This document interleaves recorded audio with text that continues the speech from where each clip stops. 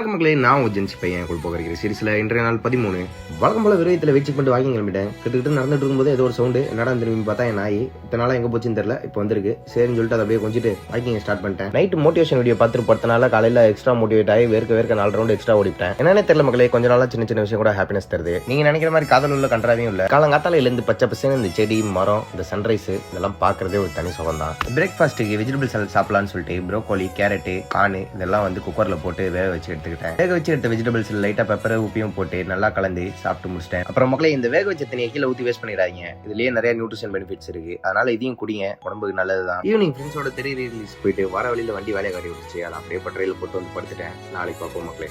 வணக்கம் மக்களே, நான் ஒரு ஜென்சி பையன் போகிற சீரிஸ்ல இன்றைய நாள் 13.